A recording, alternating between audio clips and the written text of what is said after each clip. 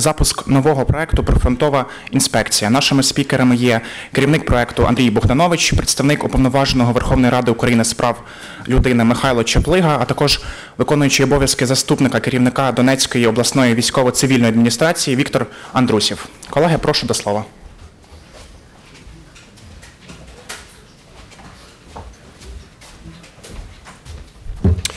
Всім доброго дня. Наша організація «Фундація 101» спільно з Офісом Уповноваженого Верховної Ради України з прав людини та за підтримки Донецької обласної військово-цивільної адміністрації ініціювала проєкт «Прифронтова інспекція». Його метою є забезпечення дотримання прав людини при перетині лінії зіткнення у Донецькій області. Проєкт являє собою моніторинг, який буде тривати місяць, моніторинг на предмет дотримання прав людини на цих контрольних пунктах в'їзду-виїзду при перетині лінії зіткнення і на предмет дотримання органам державної влади вимог тимчасового порядку контролю за переміщенням осіб, товарів та вантажів, який затверджений керівництвом штабу АТО і керуючись яким якраз і діють співробітники цих перевіряючих органів і під час видачі дозволів на перетин лінії зіткнення, і під час перевірки товарів, вантажів, громадян, транспортних засобів вже безпосередньо на контрольних пунктах в'їзду-виїзду. На нашу думку, проблема є дуже актуальною, тому що багато хто звертався до нашої організації зі скаргами, і ті дві проблеми, які ми зараз бачимо, це перше, якраз two problems that we see. First is the long procedure of getting permit and long procedure of crossing the front line and inspecting the persons and vehicles at the control point of exit and entry. In the result, there are huge lines. Sometimes people are waiting from 3 to 6 hours. Sometimes they have to wait for 24 hours to cross the line in both directions. The project will last for about a month. The monitoring itself, every day our monitors will be at the checkpoints of entry and exit from the morning till the evening, and they will be observing how people are crossing the line, how the inspectors treat them, how they communicate, whether the human rights are observed, whether there's drinkable water there, whether there are toilets there, whether there are places where people can hide in the case of shelling. In the result of this 1 month monitoring, we will get all this information together. We will either confirm or deny all the facts that we have received in the complaints from citizens, and in the result we will make an analysis and will prepare recommendations for the Commission on Human Rights, for Donetsk Regional Civil Military Administration, and into other civil bodies which are involved into this process. Also, the recommendations will be published on our website, and in the result we will then organize the press conference where we will present all the results, and we believe that after all these recommendations are introduced, the situation will improve with observing human rights, with fighting corruption, because all those who are inspecting, they suggest that they can speed up the process of crossing the line for certain remuneration. So that is all. I'm ready to answer your questions. The questions will be asked after. I will give floor to my colleagues. Мykhailo, представник Уповноваженої Верховної Ради.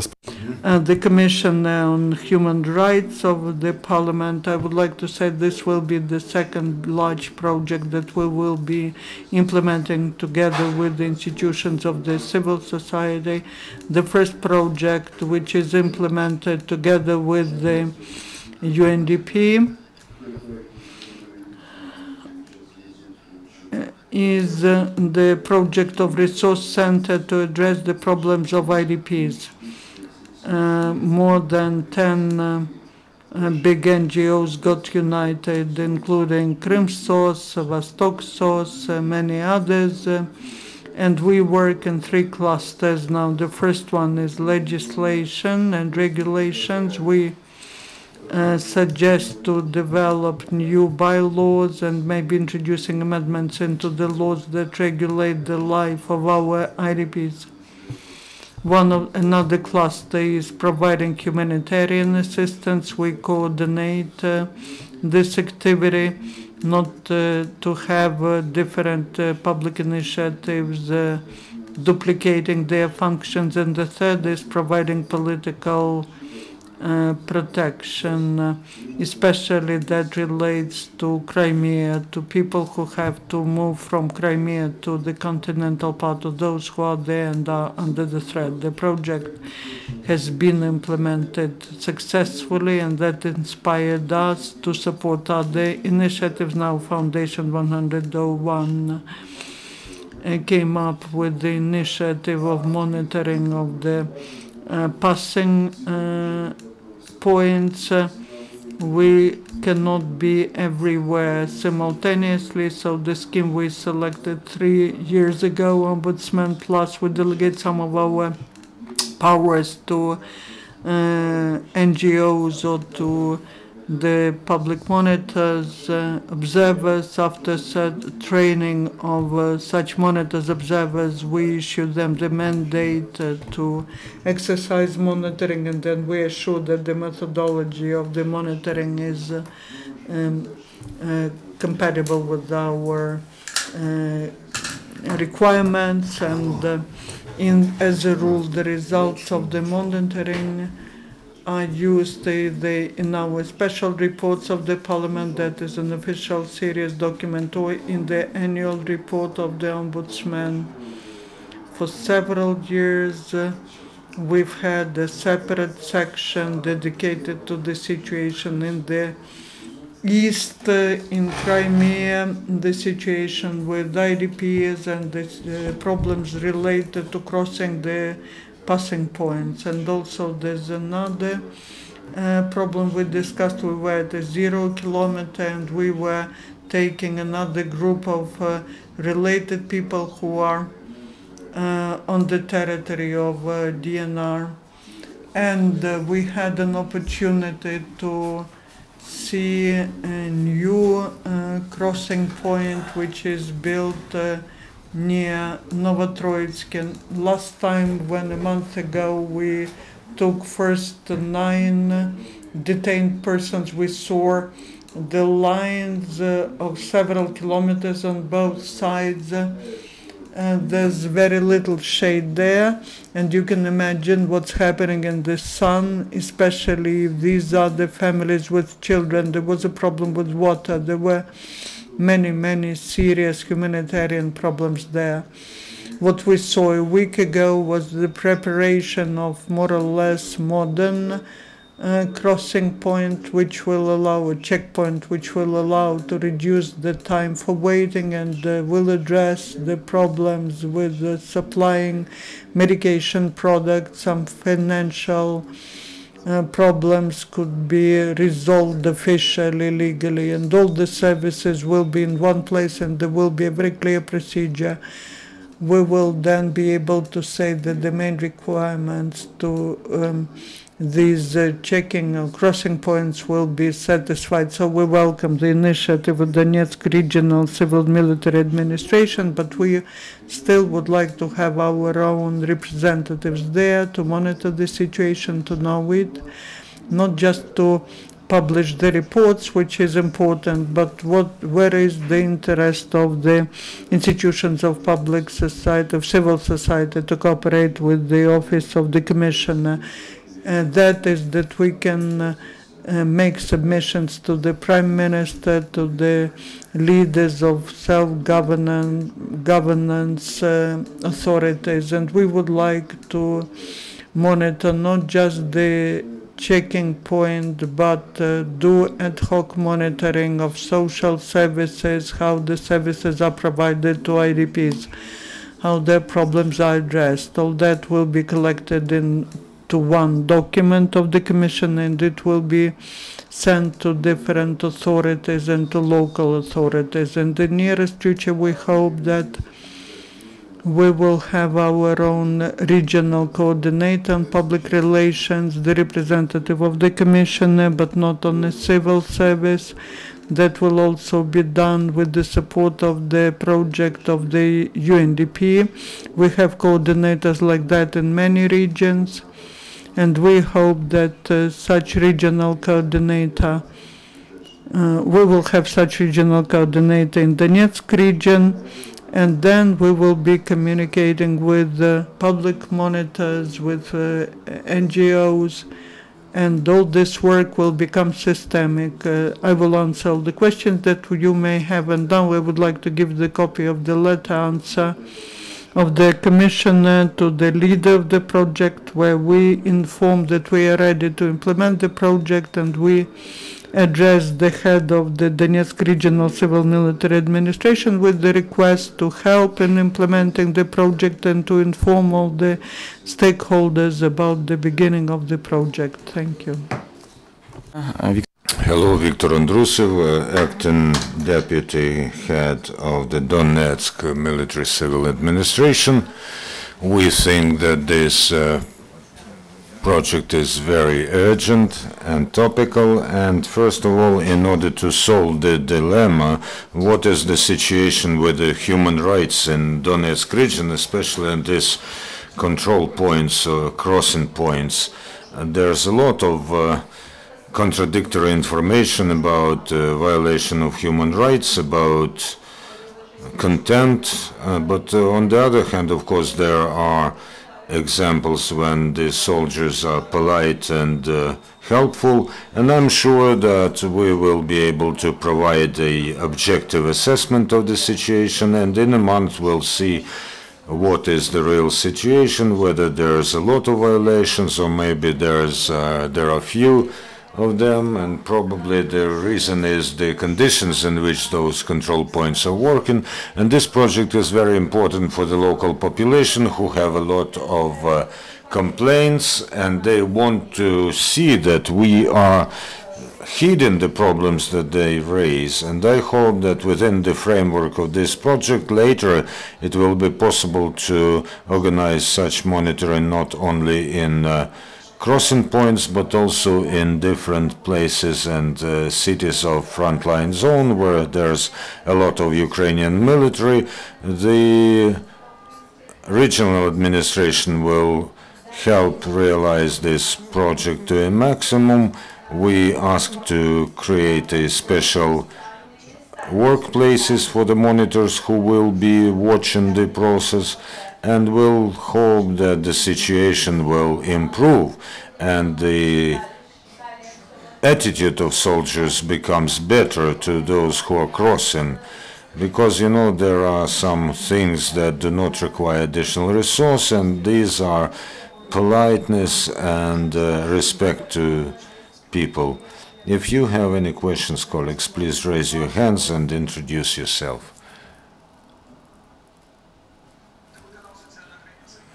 Social Country television channel, and I have a question whether the world community, I mean the United Nations, react in any way to your statements, because they've said more than once there was an information that human rights are violated in the anti-terrorist operation zone.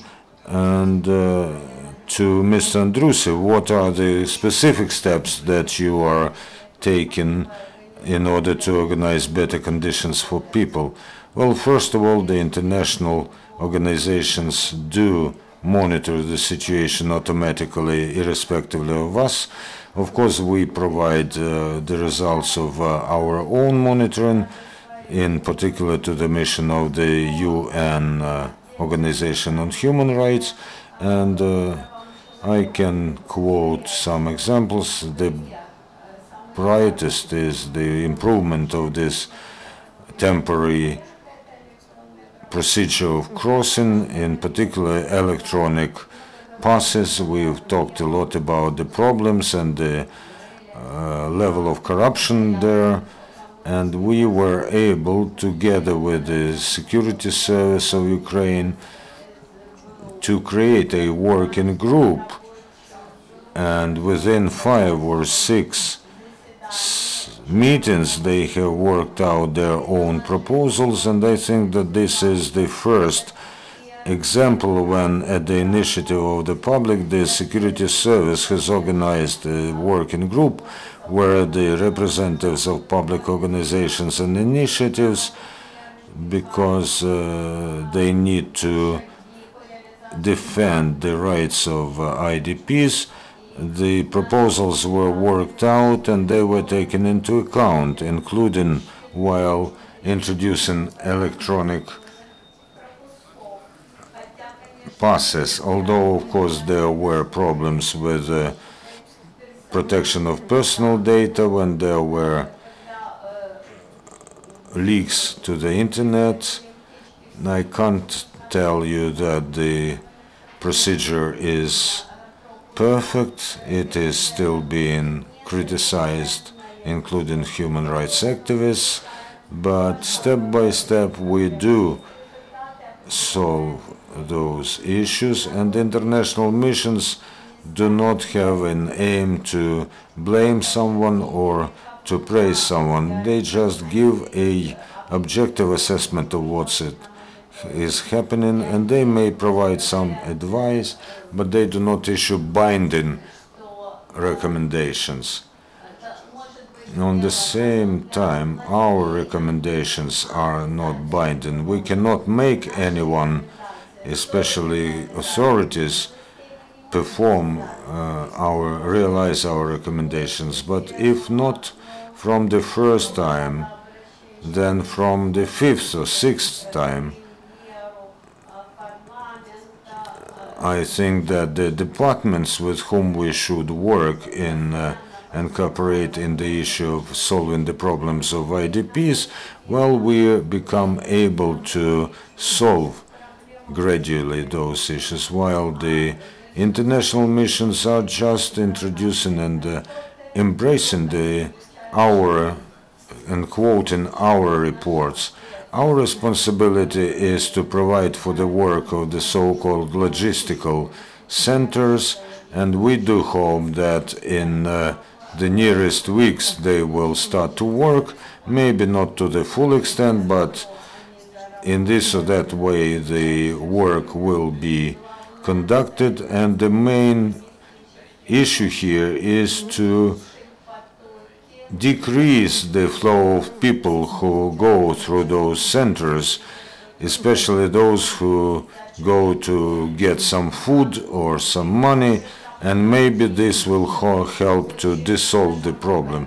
We hope that 2 markets will be launched within 2 weeks. This is Zaitsev and Bugas next to Artemivsk and Volnovakha. The construction is going on very actively, and the construction workers are every day at work. Any other questions? There is a question from the Ukrainian Crisis Media Center.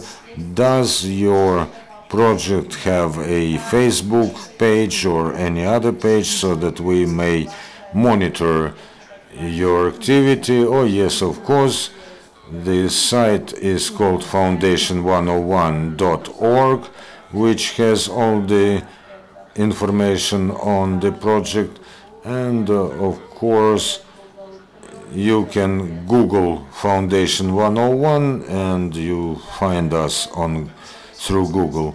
There is a question. Irina Geeva, the Ukrainian network of people living with HIV/AIDS. I mean the smuggling of medicines. At the moment, this right to medical help is very limited on the part of Ukraine, but at the same time there is a lot of people on the territory of DNR who cannot go. I mean pregnant women and disabled of first and second category. Even if they have a permit, they cannot travel. At the moment, UNICEF is going to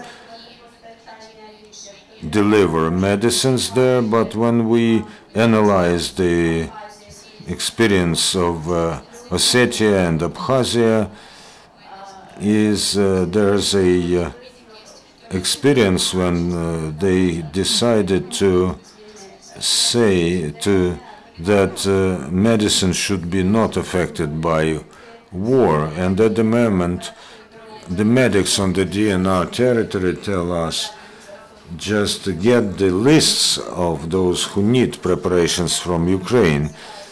And of course the international organizations have the opportunity to deliver, but the Ukrainian organizations do not have such.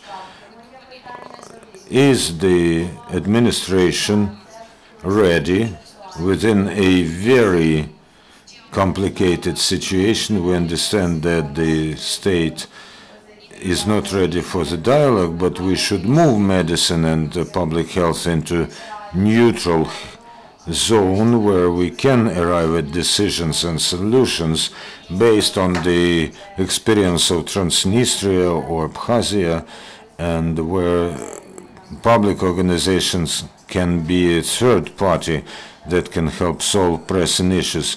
Well, we try now to work with public organizations of Donetsk region, but you have to understand that the solving of problems of transferring something to that territory is not the issue of our region. This is the Council of National Defense and Security who solve these issues, and the Ministry for Foreign Affairs as far as the foreign organizations are concerned. If we're talking about the medicines that are bought at the state's expense, then the key issue is how do we get report? For instance, we have sent the medicines there, but how can we check whether these medicines were used by the people, whether they were not sold on the black market? And we see here the increasing role of international organizations and the state. Well, probably we should get the reports from international organizations like Red Cross and others who do a lot on those territories, but again, this should be solved at the level of the Cabinet of Ministers, and we have more than once addressed the Ministry for Public Health in order to solve this issue. But you have to understand that while they are shooting from that side, we cannot talk about a dialogue or making any sphere exempt from war. They do not hesitate to shell kindergartens and residential blocks of flats, even when we try to give them the coordinates of those kindergartens so that they don't shoot at them, but they do not adhere to any agreements, and I do not believe that while there's combat action, we will be able to reach any progress in this sphere. We have a lot of problems with restoring documents, for instance, and a lot of very complicated issues, because this demarcation line, you know, it runs not along any administrative border, it runs along the people's lives, and we have to take this into account. At the moment, we don't see any prerequisites to wage any communication with that side. Thank you. What I can add is that, you know, yes, this should be tried along the lines of international organizations, and I know that they work with people who are in penitentiary, and more or less they do work. Although I know that there were cases when several of your volunteers were included into the list of the so-called separatists, and we asked not to interfere with what those people were doing. But what we can do in reality, we are linked, we are in communication with people in social institutions who are ready to talk to us and to answer our phone calls. We also talk to UNICEF and the Red Cross. We tell them what the problems are, and they try to solve the issues. What the state can do, well, of course, this is not the level of the region, but the Cabinet of Ministers and special bodies like Security Service, humanitarian cargo, theoretically is possible. Why not? And in this way, the state has done something, and it was rather successful. We should continue. Can we talk to them and agree? Well, I can tell you that in the issues of, for instance, people who are imprisoned, we had some successful experience, and we, for instance, had 29 people who wanted to be in prison on the Ukrainian controlled territory, so we were able to get them on our side. But every time this is an ad hoc procedure, and of course there's always an issue of security and the issue of guarantees. The only thing that worked is the personal presence of the ombudsman's representative without any weapons as a guarantee that there won't be any unexpected things. And of course you understand that this is a very complicated procedure, and last time they allowed civil persons from that time, and this time our side has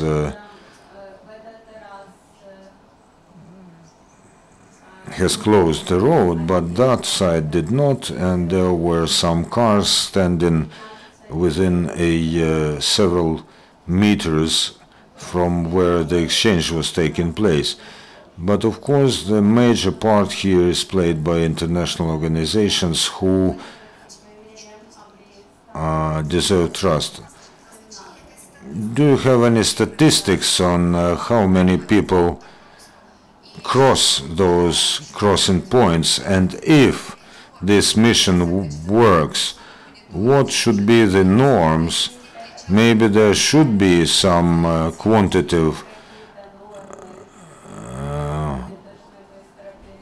norms, how soon people should cross. Well, there are norms and time requirements for borders, for instance, but this is not a state border. This is something new that our state has faced, so we don't have any time schedule, and everything is done ad hoc, as many departments like fiscal service and others have to act in situ, and this all is the territory of Ukraine. Whether we need such norms, well, yes and no, because if we introduce such norms, then this is the recognition and cementing of what we already have. On the other hand, there should be some standards, and they should do this quicker, because there's a lot of fragile people and people with children, and this road is targeted by fire, and maybe the administration representative should tell us something. What we saw a week ago is much less queues, and when the new equipment works, then I think it will be much faster. You know, there are no average data, because every day you have a different situation, and it does depend on how the soldiers are looking at the cargo. Then another point is what's the day of the week, especially during weekends, especially when people come back home from work, or when come from that territory to go to a market. But at the moment, no stabilization is taking place. For instance, today, this Zaitsevo point was closed because the road was shelled, and if there's no, at least minimal stabilization, we cannot talk about anything put into order. Everything is temporary, and if, for instance, tomorrow there will be combat action, then nothing will be happening there. And before we reach some settlement, then it is just impossible to introduce any norms. We are very interested in getting monitoring data. We see systemic problems, and at the example of one person, we see that a lot can be done. If we have specific things, then we address a